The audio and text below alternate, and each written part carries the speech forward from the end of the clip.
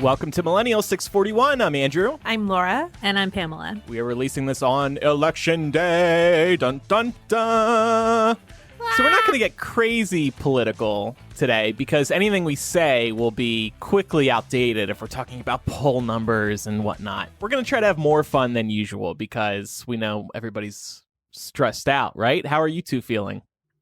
Stressed out is the right way to put it. Anxious, maybe. I would say. Yeah, definitely. And just from monitoring our Discord and our Facebook group and checking our email, I get the sense that much of our audience feels the same way. And we will definitely touch on a couple of ongoing stories, but it's not going to be anything related to, as Andrew said, election polling or results or any predictions or anything like that. What are y'all's plans for election night?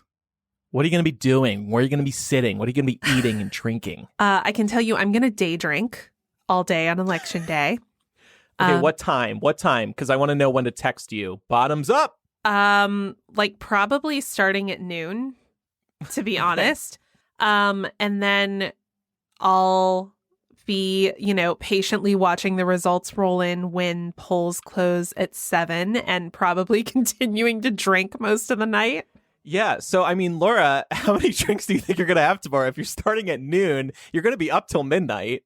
I think I'm going to pace myself. Remember that time when we did the shot challenge on the show and I had to take a shot every time I said Trump or something like that? Yeah, that was the worst episode of my life. You know what, though?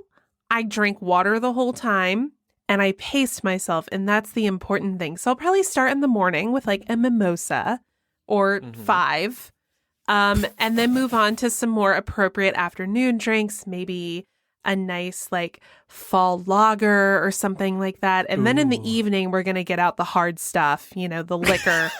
We have a giant ass bottle of vodka from Costco that I know I'm going to be hitting pretty hard. Oh, yeah. I think we both know the one. When night falls, the hard liquor comes out to play. What are you doing, Pam? Well, I feel like I should have followed Laura's lead and taken the day off of work. So I'll be working and then I'll be drinking. And I also picked up a very large bottle of vodka from Costco. So I'll probably open that when we get started on our coverage. Yeah, which will we are going to be at least 2 hours too late, honestly. Oh gosh, I can't wait to see Laura during our Bay Hangout tomorrow. We are doing one for Bay level patrons, 6:30 to 7:30 p.m. Eastern. That's going to be right when the first calls, state by state calls, may be announced. Some CNN projections. Stand by for a CNN projection. I've been thinking the whole week about what am I going to overindulge in. I just want to eat shit all night.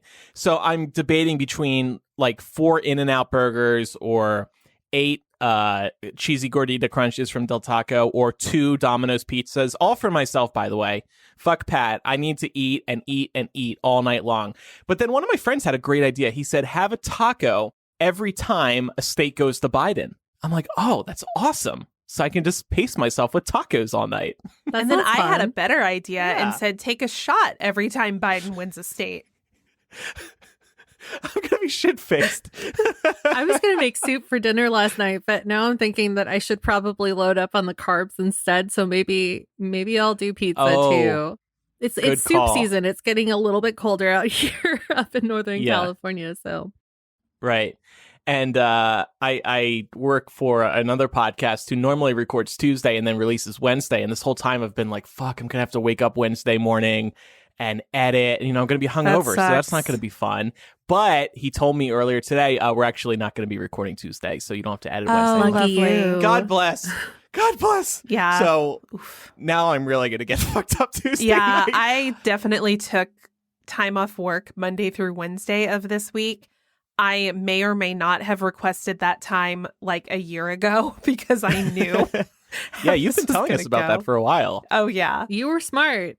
I don't like to encourage heavy drinking necessarily because obviously it's not particularly healthy. But my goal, tomorrow's a special occasion, and my goal is to wake up Wednesday and not know what happened Tuesday night. I'm not talking about a blackout, or maybe I am describing a blackout. Yeah. So maybe that shouldn't be my goal, because I cannot black out again. The last time that happened was really horrible. I just want to wake up Wednesday morning and be like, wait, what's the status again? I forget.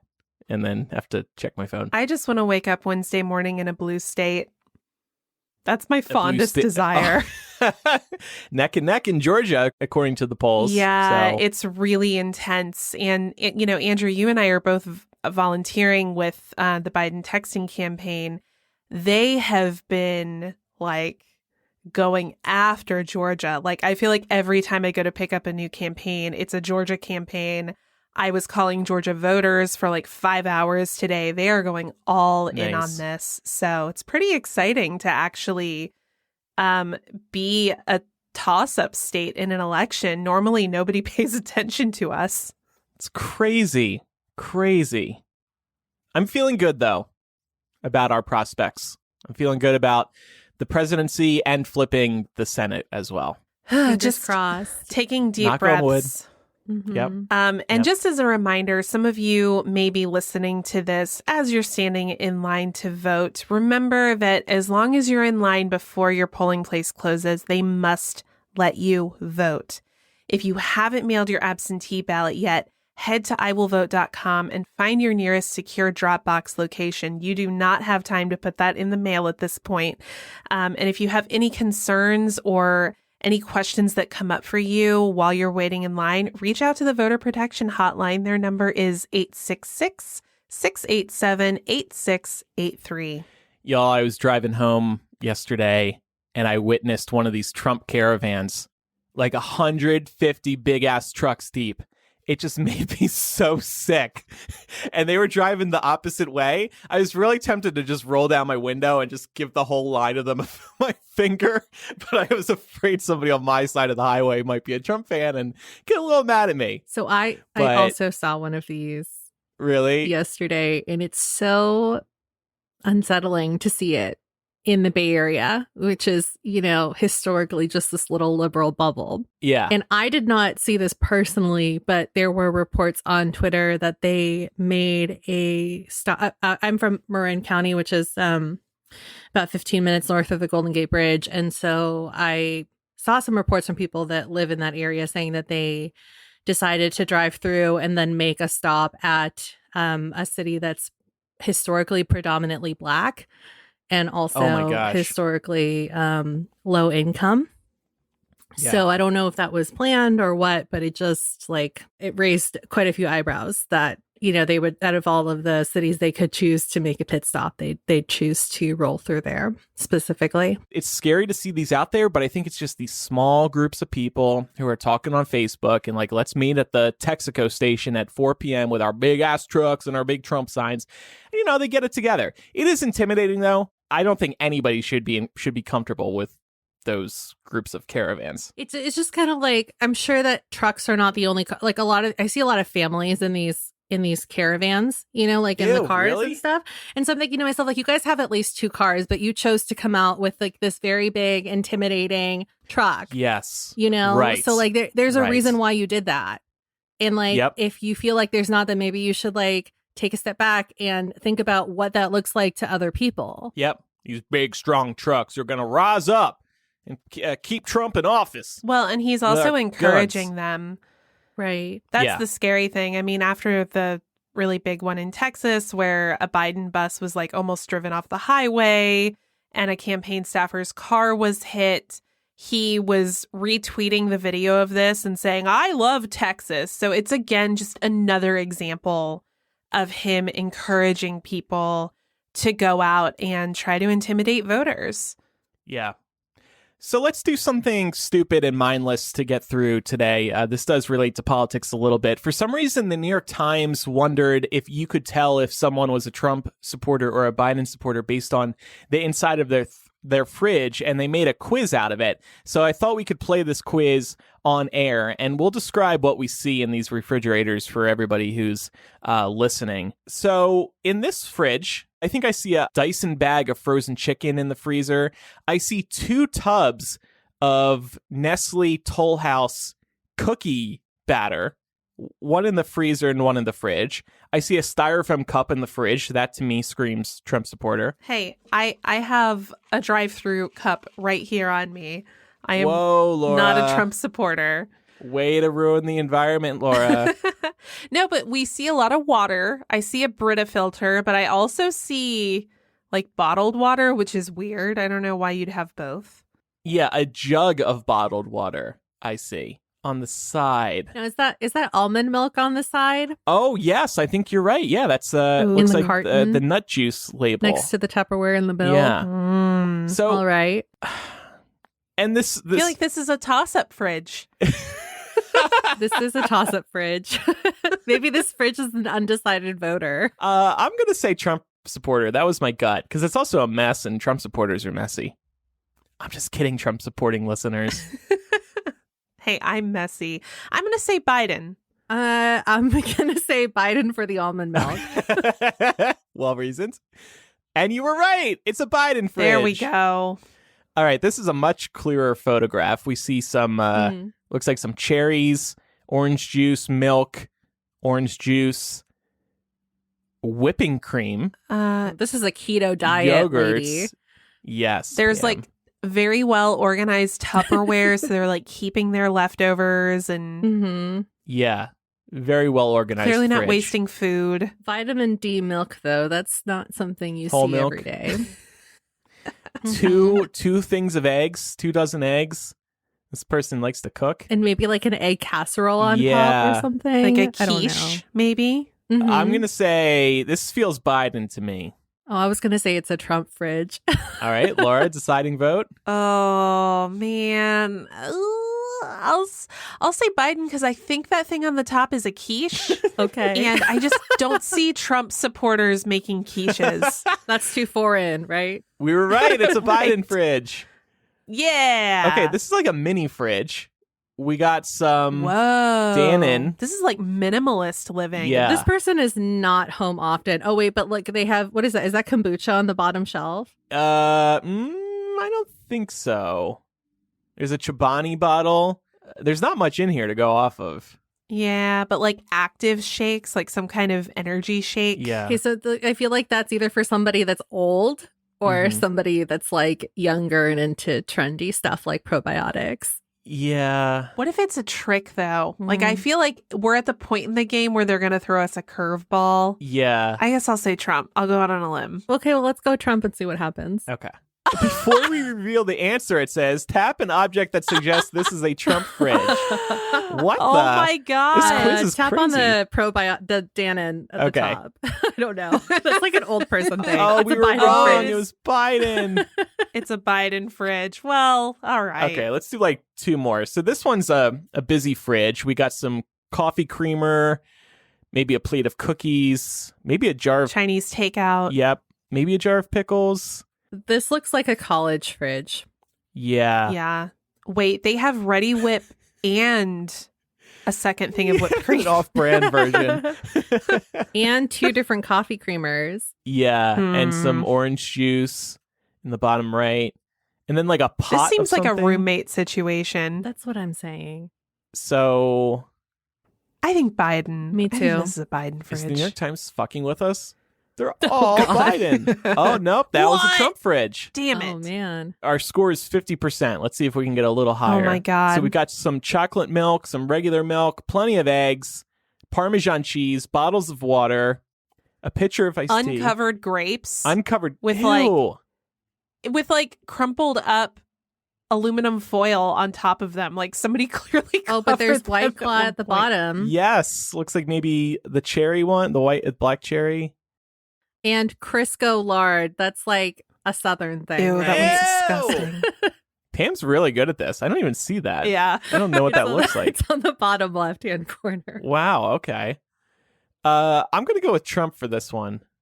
Yeah, I agree. Me too. There's 3 things in here that are red. The iced tea pitcher, the Danimal smoothie. You're like, they're red, so it must be a It's Trump thing. pride. They're buying these things because they're red. Woohoo! Yeah. All right, so we can stop it there. So we got 60% out of this 5. That wasn't too bad. You know what? That we'd still pass. Hey, that's higher than average voter turnout. So we have a Laura's Rage of the Week coming up, and then we've got Rona Roundup and Trumpster Fire. Maybe for the last time, we're calling it Trumpster Fire. We've got a good confessional. We're also going to talk about Netflix. They're raising the prices up. What the heck? But first, we've been raving about the benefits of CBD products for some time now. I fell in love with CBD oil because you get some of the effects of marijuana, but without the high. I hate the high, not a high person. No, thank you. I'm bringing this up because this week's episode is sponsored by Hemp Bombs. Hemp Bombs creates every type of CBD product imaginable. You have the traditional oil drip, you have hand and body lotion, you have gummies, you have lip balm, you have pain freezers, and even dog treats. CBD is wildly popular right now, and that's because it just works. My mom uses it for joint pain. I use it for anxiety and to sleep better. I also definitely use the oil for anxiety reduction. But I've also used like the lip balms and lotions before, and they're very soothing. Mm-hmm. I use it to help me sleep. I've talked before about my insomnia, and it's just really helpful in terms of helping me fall asleep a lot faster. Yeah. And I really like the hemp bombs gummies too, because they have some melatonin in there as well. So it's so nice. So why should you use Hemp Bombs? They make a range of excellent CBD products at great prices. Plus, Hemp Bombs are the only CBD company that manages their entire supply chain from seed to sale. So you can rest easy knowing that these products were made safely. And they have some news. They just introduced a subscription and rewards program. You can sign up for a subscription of your favorite product to be automatically ordered and delivered to your door and save 20% every month. I'm so happy that they did this because you end up taking CBD in any form nearly every day. So you know you're going to use a certain amount each month, but you don't want to forget to order new products. That sucks. Then you're out and you're high and dry. And then they have a new rewards program. You can earn points by buying products, following them on social media, writing reviews, and so much more.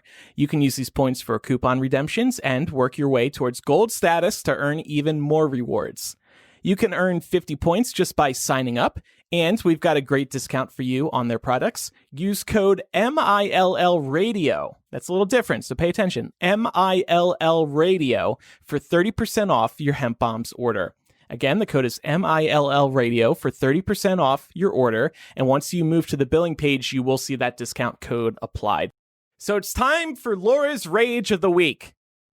I have been so pissed off lately by people who are traveling and bragging about it on Facebook, Twitter, Instagram during a pandemic when cases are higher than ever in the United States, specifically when they have to take a plane somewhere.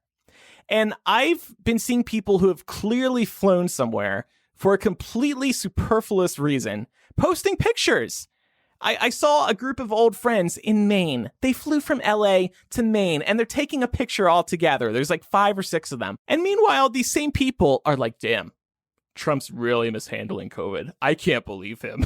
Woo, let's party it up together. Have you guys seen this too? Yes. Mm-hmm. Listen, I can't pretend to know everybody's individual circumstances. I think that there are certain really valid reasons why one might need to travel right now. Yes. And it's just really unfortunate that there are people who maybe don't necessarily need to be going anywhere who are potentially exposing the people who have no choice but to get on that plane. Right, exactly. You know? And like I said, you're going to have emergencies. This is what pisses me off is people who are taking these vacations on the other side of the country and having to fly somewhere. I'm cool with driving. You know, you're staying isolated. It's easy to avoid people out on the road when you're filling up your tank or whatnot. But just like, you know, we're seeing the daily cases climb and climb and climb, and people just continue to pretend like nothing's happening. I think it's especially frustrating when, like, not that it should be about any particular person, but I think everybody that is following the rules is making sacrifices to, you know, be safe. And so then to see so many people, sometimes people you know personally, just decide that it's enough for other people to sacrifice, but like then they don't want to sacrifice. It's really disheartening. And I think that, like, honestly, it's probably going to bother me more and more coming, like, with the holidays coming up, because, you know, like, we cannot go see grandma and grandpa. Right. That's a thing. I'm thinking of not going home for Christmas for the first time in my life. And meanwhile, now I kind of feel like an idiot because these assholes are out there partying it up on the other side of the country. Yeah, it also really sucks too when people act surprised. I don't know if you guys have had this happen, but when people act surprised that you're following any kind of safety protocols, CDC guidelines. Yeah. Like I've literally found myself in situations where people are like, "Oh, like why?" And I'm like, "Do you not see what the fuck is happening right now?"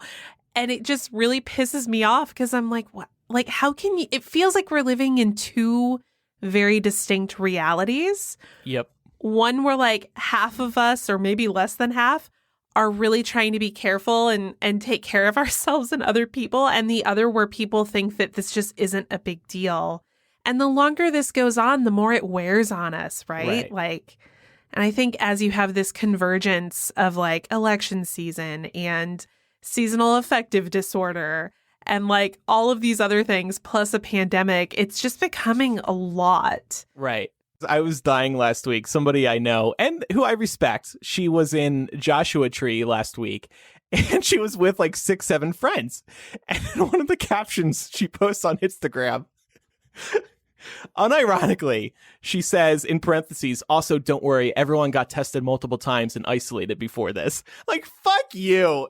Yeah. You get tested multiple times and isolated before this. Fucking That liars. also implies as well that like everybody has equal access to testing. Yeah. And that includes the funds to do it. Right. Like, obviously, if you really wanted to, you could go out. Costco now has tests that you can buy for $100. 150. But like, yeah. So how privileged like are you that you and your friends can go buy multiple COVID tests at Costco, for example, to make sure that this happens, or that like your insurance covers it and you have time to isolate. Covers it.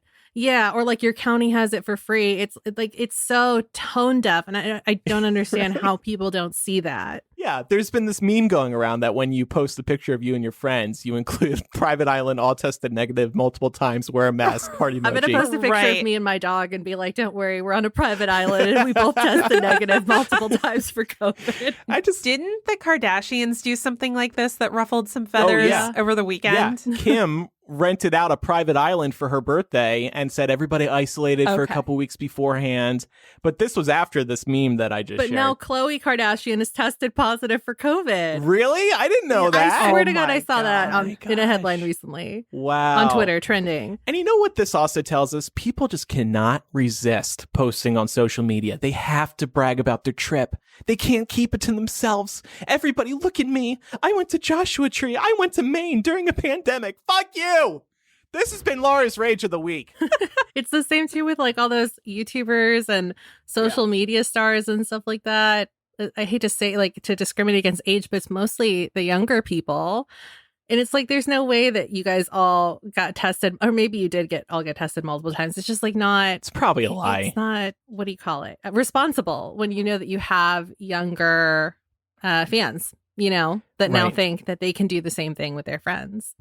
There's a school out here that it's a private school to be fair, but there's a school out here that they decided to shut down because the kids, even though they were asked to stay socially distant at school, they found out that parents were still letting them go to sleepovers and that there were these like huge parties happening. And they were just like, why would you do that when we've done everything we can in good faith with like, you know, the county to make sure that you guys get to leave your houses and come to school. Like, why would you ruin that? You know, Right. so like now you all have to go back to sitting behind a computer, have fun for 2 weeks. Yep. Also, I mean, depending on where you live, access to testing may not necessarily be super easy. I was just No. looking the other day just for shits and giggles.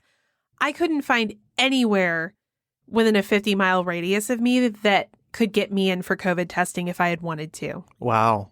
Yeah. Yeah. Griff, a few minutes ago in the Discord, said, why is Andrew calling it Laura's Rage of the Week when he's raging? It's because the first time we did this segment, it was Laura's Rage of the Week. And it's been funny to call it Laura's Rage of the Week when I'm raging Yeah. or if Pam rages. I wonder what that first segment was about. I don't recall. Me too. at this Probably point. Trump. Oh, maybe. We'll have to go back and find it. Maybe your upstairs neighbors. Oh, that's Maybe. true. It's time for the Rona Roundup / Trumpster Fire 2020.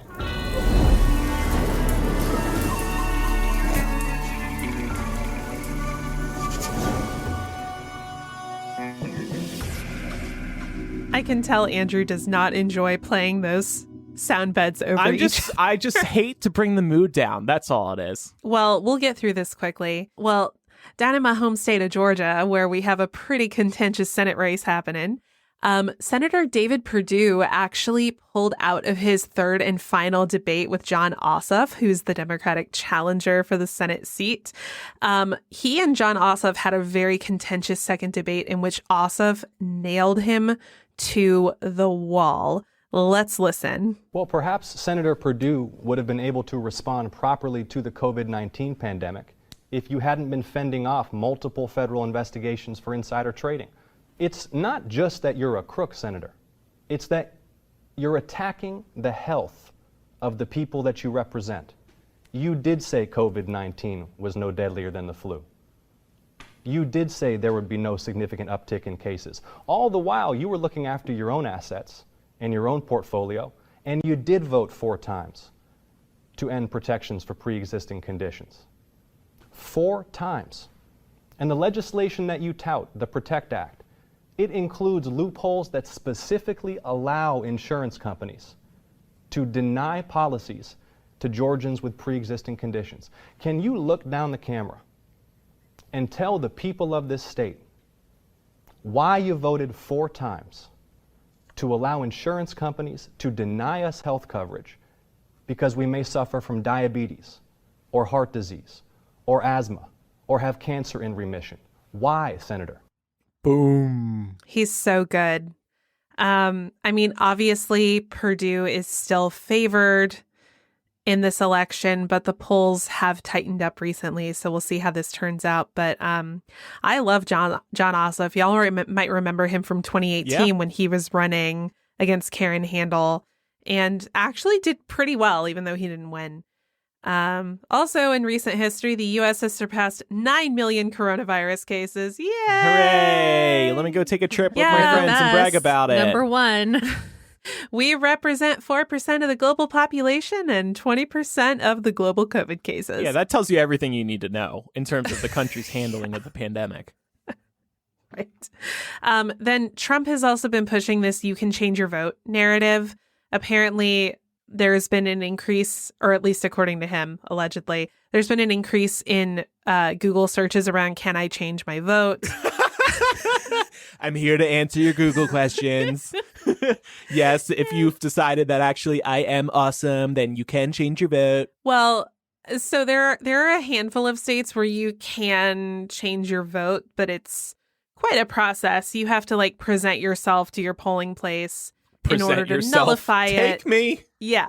You have to nullify your other vote. You have to sign affidavits, and everything. And it's really not that many states where it can happen, but he's trying to push this narrative that anyone anywhere can very easily change their vote. And it's just not true. Also, I don't think that he's in the best position to be even talking about that right now. Yeah, because if you could and people did, he probably would have been ousted 2 years ago, at least. Right. And then finally, we just wanted to kind of amplify this story coming out of Texas. So the Texas Republican Party tried to get 127,000 ballots thrown out from Harris County. That encompasses Houston. It's a very heavily Democratic area. These were curbside votes, and curbside voting was allowed in Harris County because of concerns around COVID-19, but also accessibility concerns for people who might not be able to physically turn out to the polls, or people who might not be eligible for the traditional mail-in absentee ballot situation. And of course, the Republican Party tried to get all of these thrown out. This was actually rejected by the state Supreme Court, so that was awesome. And then actually very recently, prior to the recording of this show, this also was raised to a federal challenge, and a federal judge also denied it. So these 127,000 votes will count. But this is another example of a party that knows that they can only win by disenfranchising people and by cheating. And we see all these challenges about votes that come in after Election Day. It's truly unbelievable. How could you possibly stand for this if you're in the Republican Party? It's so blatant. It's so obvious what they're doing. Mm-hmm. I mean, they don't care anymore. Yep. They know they're being blatant. They just don't care. They're desperate because they recognize whether it's this election or 1, 2 years from now or 4 years from now, if we have a fair and free election, they'll lose. That's what they're most afraid of. Mm-hmm. I think we're finished speaking about the election and politics for the remainder of the episode. So farewell, Trumpster Fire. I mean, we will still have the segment because he's in office till January or maybe 4 more years. We'll see. But that's that. Get your big vodka bottles ready. Okay, it's time for a confessional. I am 16 from Seattle, Washington, and I'll be applying to colleges next year, and my parents are putting a lot of pressure on me to get into Ivy League schools. Personally, I want to go to UW or a UC school as I feel like I vibe well with the cities and campuses. But my immigrant parents see East Coast elite schools as the be-all and end-all of education. I will apply to these schools, and of course, it would be nice if I got accepted to an Ivy League college. However, I feel like I would be letting them down if I didn't get in, and even if I did get in, I wouldn't want to be burdened by student loans for years after I graduate, as I'm not sure if the name brand of a prestigious, air quotes, school is worth the thousands of extra tuition dollars my parents or I will have to pay. Obviously, I won't know where I am accepted to until next year, but do you have any wise advice to give as millennials to a Gen Zer like myself? Well, welcome, Gen Zer, to the podcast. Yeah. Maybe you've been listening for a while, but that's really great to hear that you're listening. Yeah, first of all, I feel really humbled that you wanted to reach out and get our take on this, because I know deciding what college to go to is, it's a crazy time for you. You're going through a lot of life changes and you're having to make a decision about where you're going to pursue your higher education and what coast you're going to do it on. That's a really big choice. Yeah. I am probably not going to provide you with the clearest answer that you would want. I feel like this is a very nuanced decision. And the reason I say that is because I have experiences both at a non-Ivy League school and at an Ivy League school. I pursued my undergraduate degree at a small private liberal arts college that no one has ever heard of. I got a great education there, and I really enjoyed and valued my experience there. I received my master's degree from Columbia University, and I cannot say on a personal level that I enjoyed that experience as much. Obviously, part of that is being in grad school. Grad school is fucking rough. But I honestly feel like I had better attention at the smaller school than I did at the Ivy League school. My experience at Columbia was that it felt kind of like a sink or swim environment. And that's not to say that it would feel that way for you. You might be a different kind of student than I am. But it sounds like, based on your hesitancy, that you might be aware of some of the issues that you might encounter at one type of school versus another. So I would say keep your options open is always your best bet, but see if you can convince your parents to do a trade-off with you. Say hey, let's go tour an Ivy League school, as long as you'll come tour UW with me or a UC school, just so that we can get a comparison of both of those things, because your parents love you. I mean, based on based on the level of pressure here, I'm assuming it's because they want the best for you. If they see you touring a school and they see you in an environment that you really like, I have a feeling that you might get a little bit more of that support that you've been looking for, whether it's an Ivy League school or not. Also, if you have a trusted guidance counselor or a trusted teacher, those would also be great people to confide in about this, because they can also help you with some of the tools you might need to navigate those conversations, because I know that pressure can be tough. But that's my experience. I don't think that an Ivy League education is superior in any way to the education that you can get somewhere else. I think that is a myth. So it really just depends on the experience you're looking to get. And at the end of the day, it is your debt, right? If you're taking out student loans, it is yours. So that's also something to bear in mind. I don't know, Pam, Andrew, if you have anything to add to my monologue. I would say maybe one way you could get your parents to look at it differently is perhaps if you kind of sort of have an idea of what you'd like to major in when you get to whatever school you go to. You could present it by saying, I know that you want me to go to an Ivy League school, but like if I'm in this city and maybe that city is either near UW or at whatever UC you want to go to, you can say like, I have a better shot of getting internships in this field that I want to go into. Or I have a better chance of getting jobs after I graduate if I'm already in this city because like this UC has a good relationship with like these companies that are all entry level for my position. So that is definitely something that I wish I would have thought of before I picked a school that I ended up going to. And I know that that's something that my brother wishes he wishes he had thought of it the first time. In his second go around at university, now he's at Portland State. He's happy that he researched a school in a city that catered to the career he wants after. And he's had much better luck with opportunities, outside of university for that reason. Like Laura, I don't think the extra debt is worth it. If I could go back and redo it, I would have honestly done my undergrad at a community college and then transferred over to, accrue a little less debt. That's, everybody's personal preference, especially if you don't know what you want to do yet. We hear about the debt regret a lot, I think, from people our age. They hate that they're bogged down with this and they're not sure if grad school or, in your case, potentially confessional writer, Ivy League school is worth it. I mean, the only other thing that I have to add is the dropout perspective. I made it 2 or 3 years through college, and then I decided that what I'm doing online I can pursue, and it's worked out well for the past. We're coming up on like 10 years since I dropped out. I'm not like proud of it or anything because, one day it could all come crashing down and then I might regret not having a degree.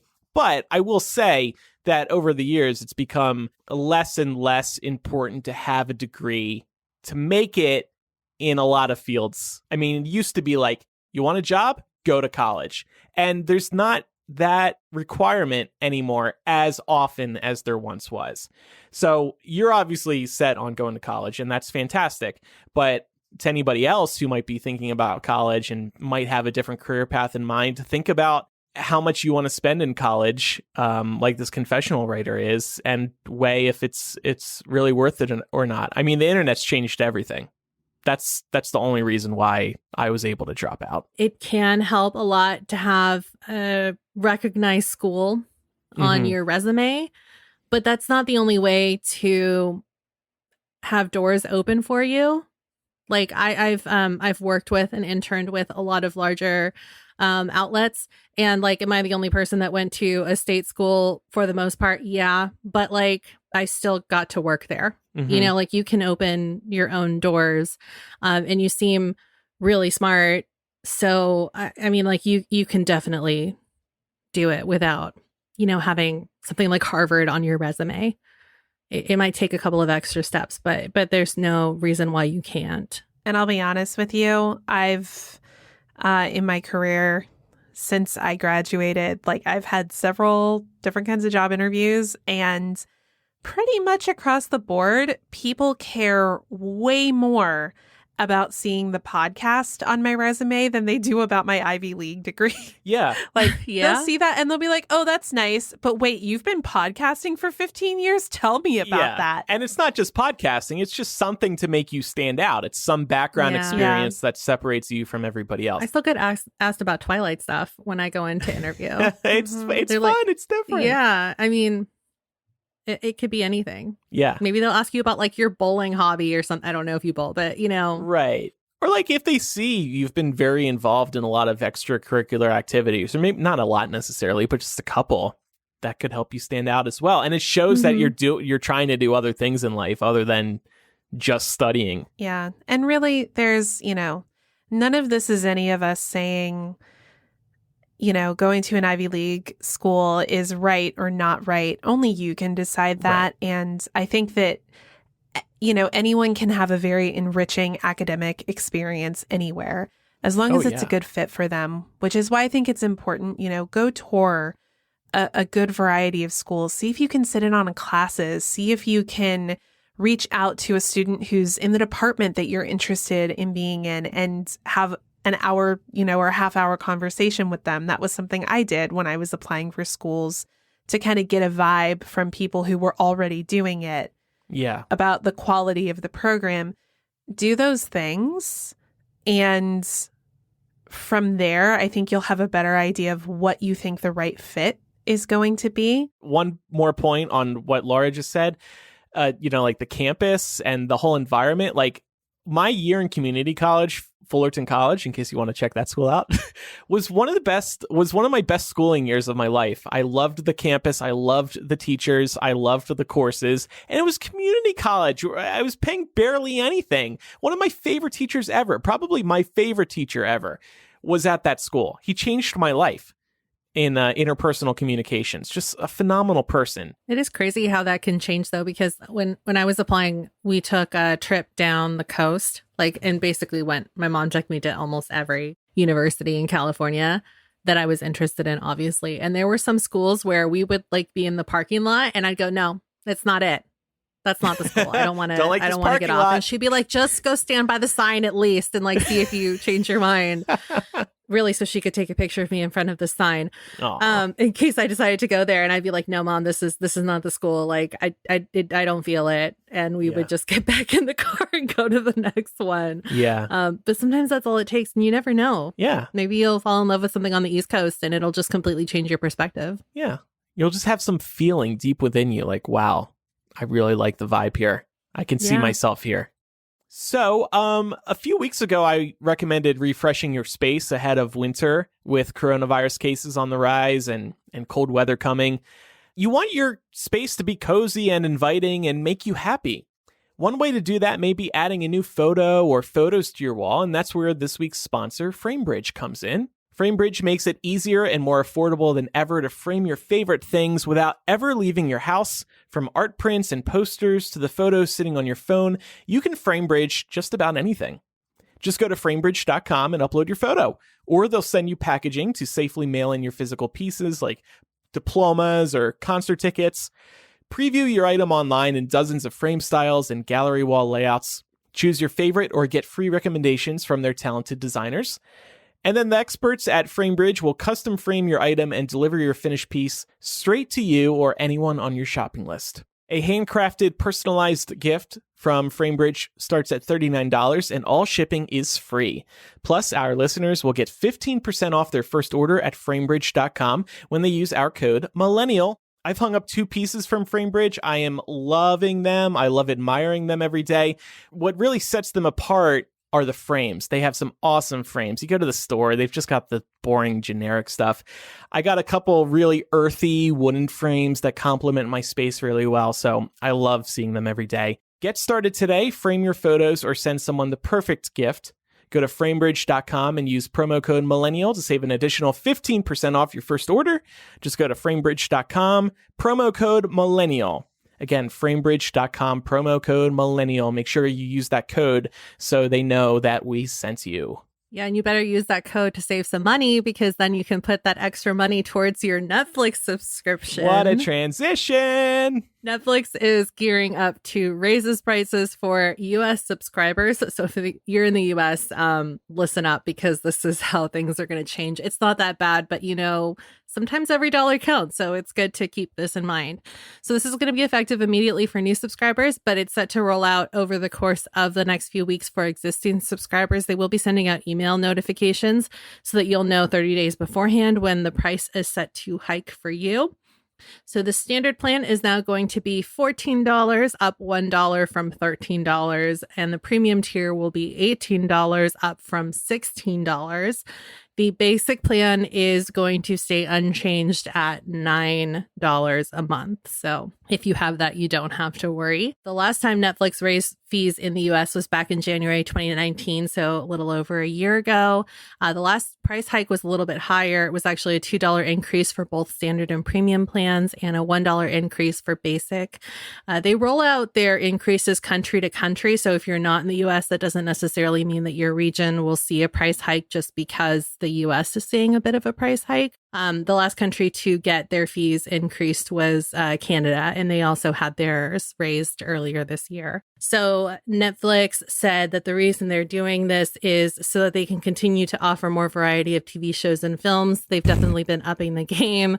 But obviously, you know, they're still kind of the top dog in this game, despite the fact that the market is more oversaturated than it's ever been. Yeah. I didn't put this question in here, but I'm curious about which plan you guys have, because I think we all pay for Netflix, right? Well, yeah, I have the premium tier, and it's not so much that it's going up $2 a month. It's that it's now close to $20. Yeah, that is it's a lot. More than any other subscription service. I mean, you're getting up to like porn site prices, $18 to $20. I mean, it's just crazy. Just a clarifying question. The premium tier is the one with HD streaming, right? 4K. Yes. 4K. And the 4K. Excuse Yeah. me. Yeah. Yeah, then that's what I have too.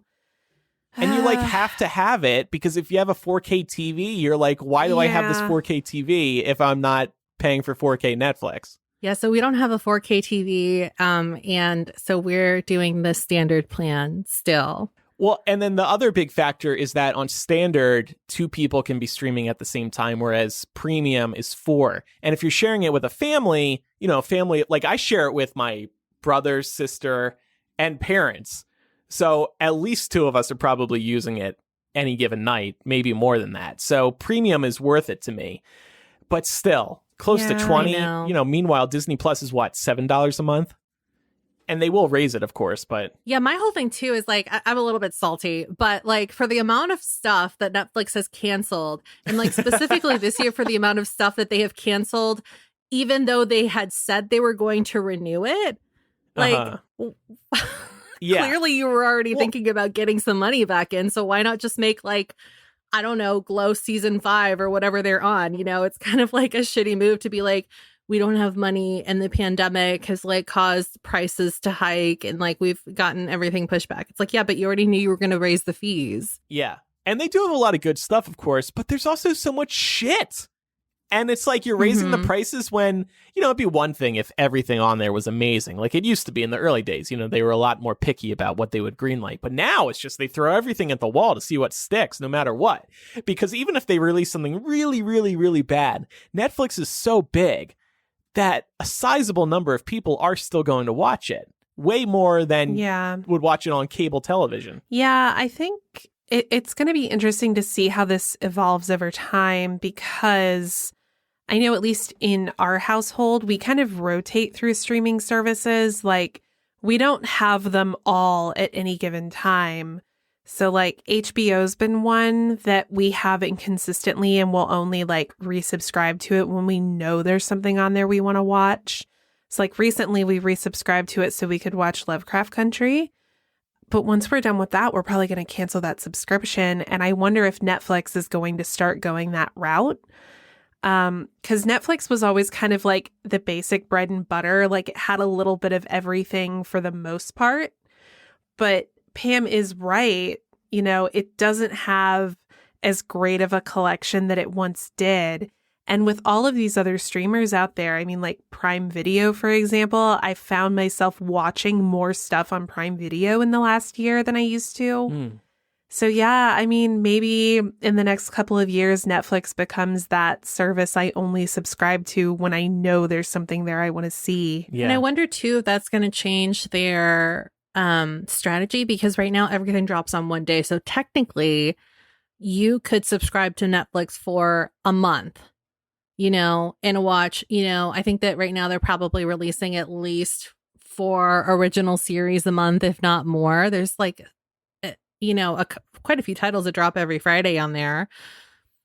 So, I mean, if that's a trend, I wouldn't be surprised if maybe they start seeing about releasing episodes once a week, kind of like they do with some of the things they license, like Bake Off, because that's the thing about HBO. Like before, when everybody was just subscribing during Game of Thrones season, for example, you were tied to that subscription for a couple of months.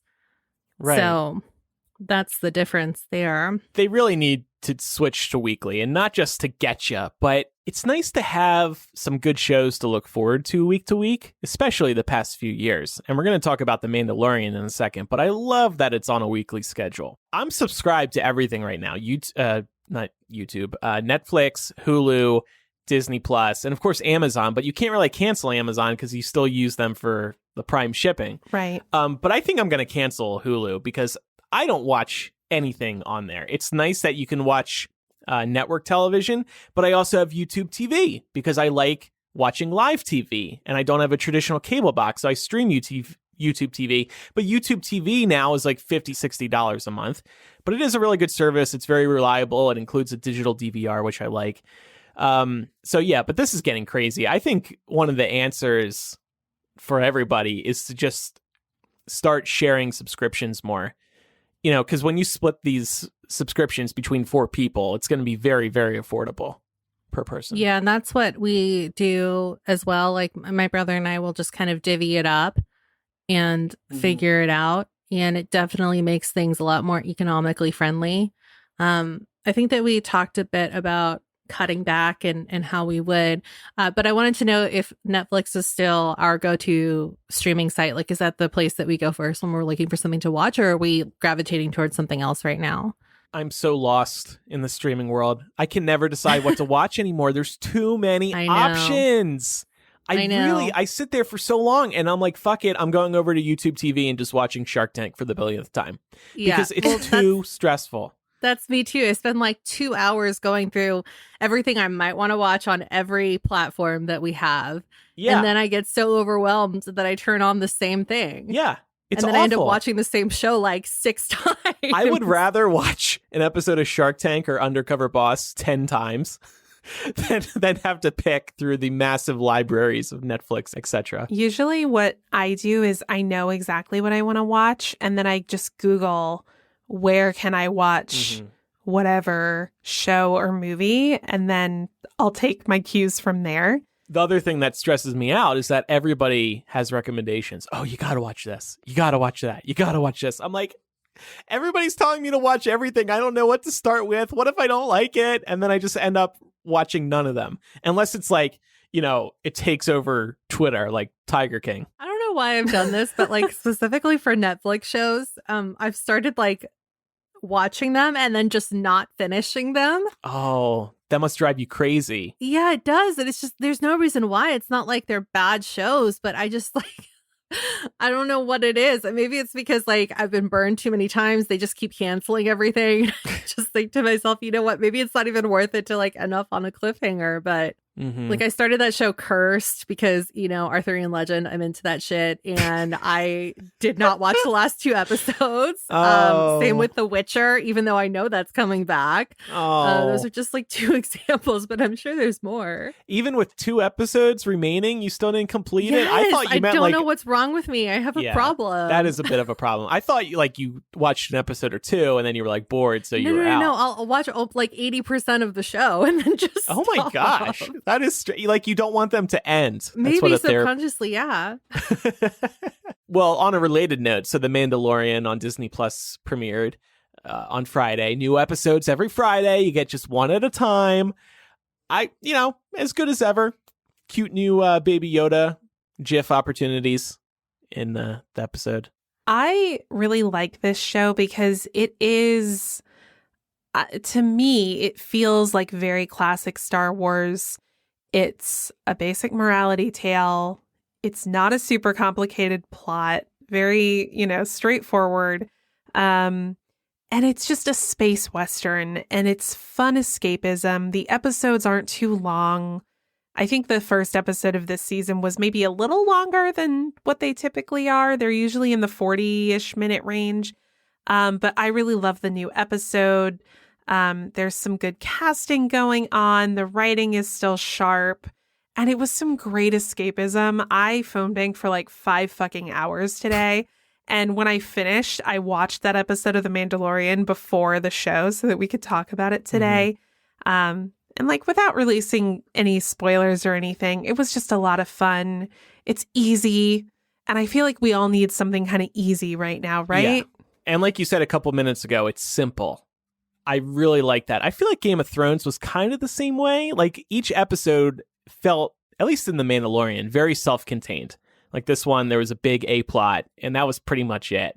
I really like that about The Mandalorian. I like what I like about it is that it's really easy to digest if you're just a casual fan, but you can tell that they put a lot of thought and care into crafting the stories and like deciding where their locations are going to be, because there's just so many fun nods in there as well for people that are like maybe a bit more hardcore on the Star Wars lore. And it's just really cool that you can just like jump in and be excited about this one thing without maybe knowing a lot of like the history behind some of the stuff. Before we get to more recommendations today, between constant news about the pandemic and now the election, there's a lot to be anxious about. If you're feeling overwhelmed, I'm right there with you. I think all of us are. And that's why I'm happy to say that this week's episode is sponsored by Talkspace. Talkspace is on a mission to make therapy affordable and accessible for all, because we all need extra support to feel our best. Talkspace has thousands of licensed therapists trained in over 40 specialties, including anxiety, depression, relationships, and more.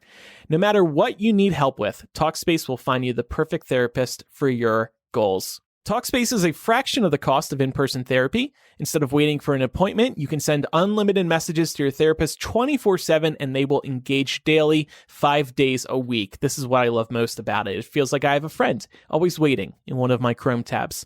And now Talkspace covers 40 million people for online therapy through their insurance or employer. Yeah, I actually stumbled across this recently and was able to enter my insurance and get signed up. It was super easy. And here's a message from Demi Lovato. Hi, it's Demi Lovato. Therapy helped me release my voice and find freedom, an inner freedom that I've been looking for from a very young age. You know my voice from years ago, but there was another voice you never heard on camera or through my music. That voice held me back. My journey with therapy has flipped the script by silencing that voice and empowering this voice, my voice. Take the first step towards feeling better and go to Talkspace.com and connect to a licensed therapist today. The singer of Cool for the Summer on our podcast. Oh my God. I wonder if she used the Millennial code. I hope so. The bottom line is that we all need someone to talk to. Talkspace wants to give us the support we deserve at a price we can afford. As a listener of this podcast, you get $100 off your first month on Talkspace. To match with your perfect therapist, go to Talkspace.com or download the app. Make sure to use the code MILL to get $100 off your first month and show your support for the show.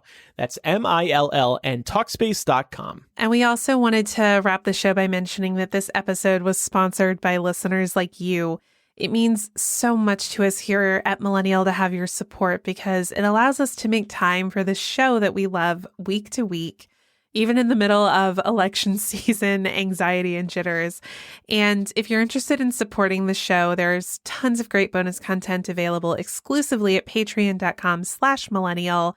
We're talking our flagship Benefit After Dark, the Millennial Variety Show, our Discord where you can chat with us and your fellow patrons, access to our live recording studio every week, and so much more.